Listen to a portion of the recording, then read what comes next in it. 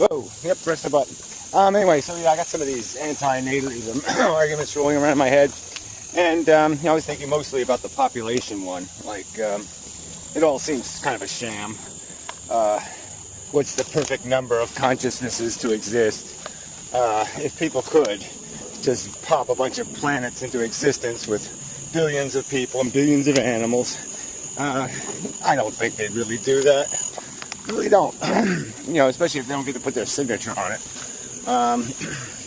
Or get an award for it.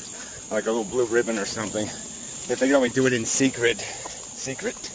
Yeah, I don't think they'd be doing it. So, I mean, all this sort of, like when I roll this around my head, I mean, the arguments are so obvious, the collateral damage kind of nature of it all, and everybody knows that's kind of wrong to impose. So the impose argument's pretty strong. The argument that it is just something you're caught up in, that, you really aren't going to do life if you're not possessed by the need machine, the desires. You were born without any desire, like some broken dysfunction. You're not hungry.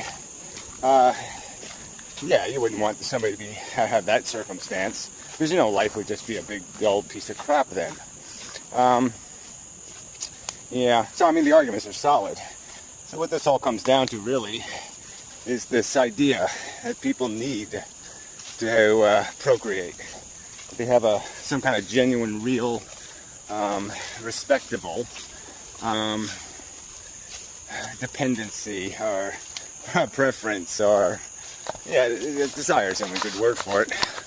And they take this hard offense at this idea that somebody like me would criticize or critique or offend their right to act on that or to have that because they want it. And I suppose some of that happens with the vegetarian argument. There are some people who just, even when you explain that you're not asking them to be vegetarian, you're just asking them to support the idea that human beings should migrate to these more efficient ways of living. There would be no harm for a person to be vegetarian. We know that. People can be perfectly happy and joyful in making that choice, and that there would likely be a very positive health benefit. So, yeah, there's no downside to it. It's just uttering the words. But the fear is that something's going to impose on them and tell them they have to change, and they don't want to do that. Yeah, and maybe all this resistance to antinatalism is built out of a lot of the same crap. But then again, you have the metamorph types who had children and certainly recognized the error, the mistake they made. See, I mean, to me, he's a good example because he has been in different places, philosophically, intellectually, and so the value in understanding those migrations. Because I'm at a disadvantage. I mean, I never did believe in God, and I never did think, life was all that kick-ass. I mean, I saw the flaws in it quite early, and I couldn't just see past them. I couldn't just say, oh, life is just super cool. I liked things in nature. I was empathetic towards them even, but nature itself I wasn't too pleased with. Well, anyway, the point is, I was never someone who would press the button to be making things, imposing this life game on things, because I never really understood what the hell the game was. Why the fuck it needs to be played, what the hell even my role in it would be. That's another part of this. I mean, most human beings, we've got 7 billion people on planet Earth. How many of them are doing something spectacular? Really a very small percentage. Even the amount of people talking philosophy on the internet is rather minuscule.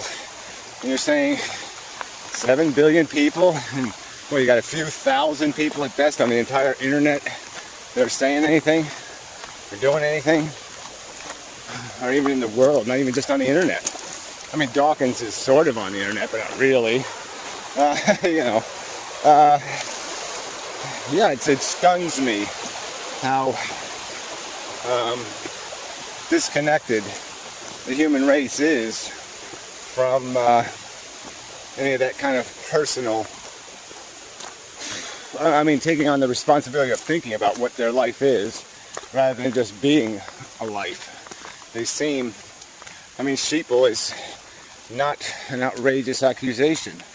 They do seem to be just herdable masses, just waiting for someone to bark an order. And maybe that's part of the distinction here. Why I have a hard time understanding people is that I was never very compliant. You know, I was known for my unwillingness to do things for the magic reason of because I say so. Never cared for that one much. Yeah, it's troublesome because, you know, you got to work on this argument. You got to say, well, why can't you get intelligent people to concede the obvious, which is life is a preposterously bizarre, strange, maybe even interesting is a good word. Sure, go ahead. It's interesting.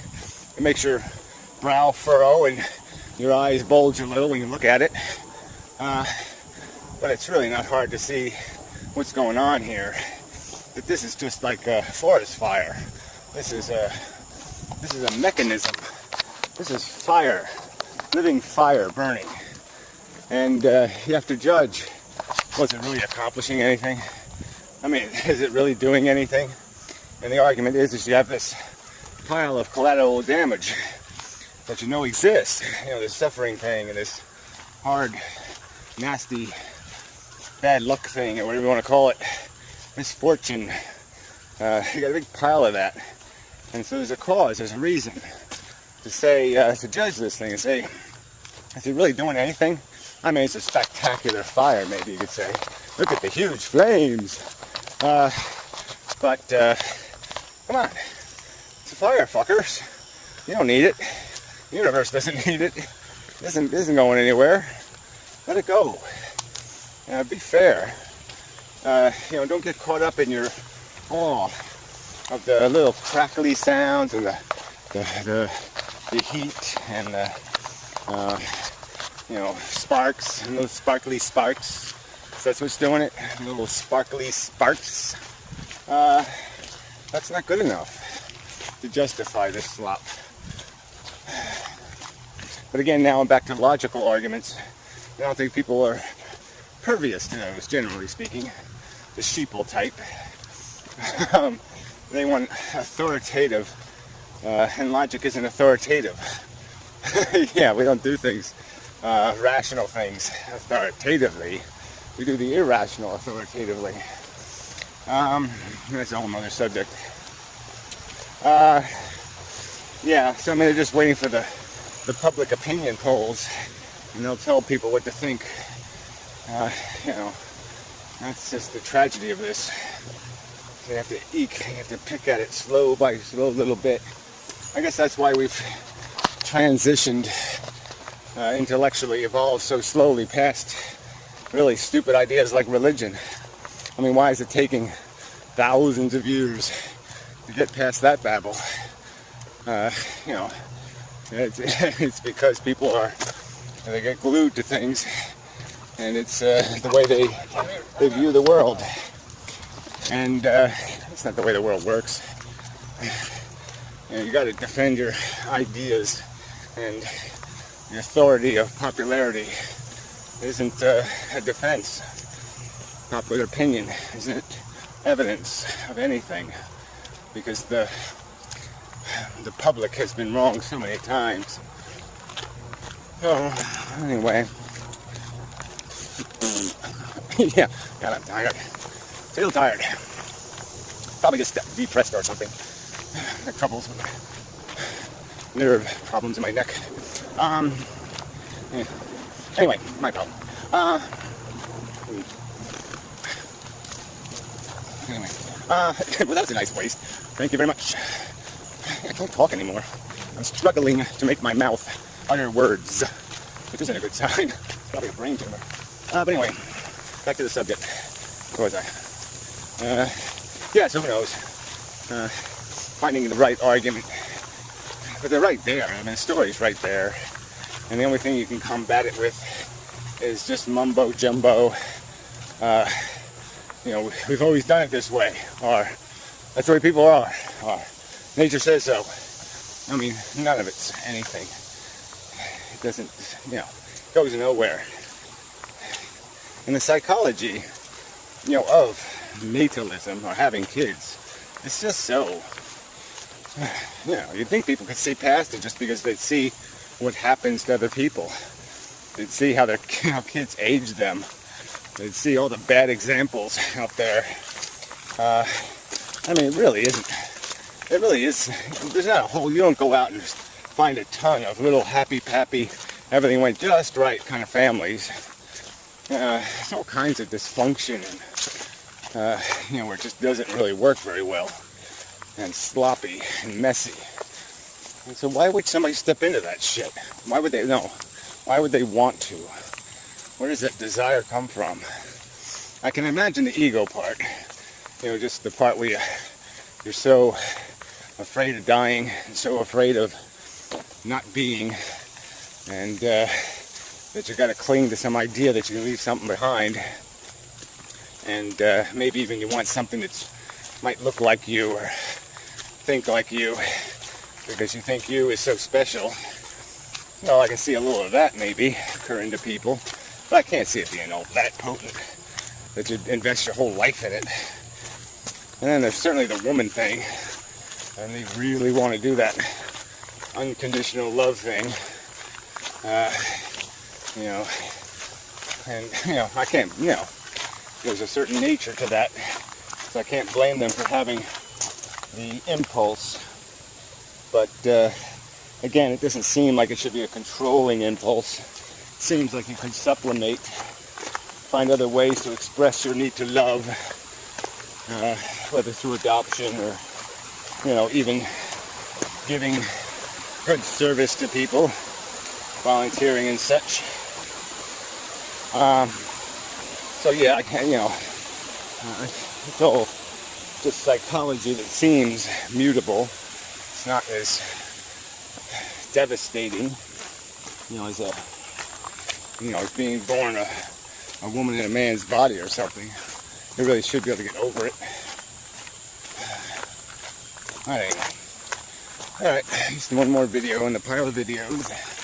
Yeah, I probably should make less. I think the hurricane will slow me down. Still on its way here, but looks a little bit like it's falling apart. But it wouldn't take much of a hurricane to blow my house down. Yeah. So maybe I'll be out of business. Who knows? I'm beginning to lose interest myself. Yeah. Time to walk in traffic with my head down, I think. Anyway, until the next time. And such.